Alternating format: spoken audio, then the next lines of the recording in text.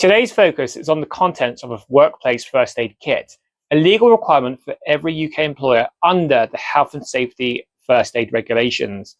A compliant kit should include the following: individually wrapped sterile plasters in assorted sizes, sterile iPads, triangular bandages, safety pins, medium and large sterile dressings, disposable gloves, alcohol-free cleansing wipes, a guidance leaflet, sterile water, or eye wash pods if running water is not available. Importantly, the kit must reflect the level of risk in the workplace.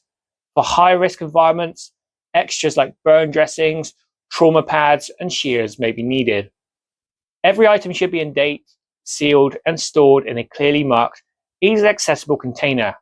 A designated person should check and restock the kit regularly.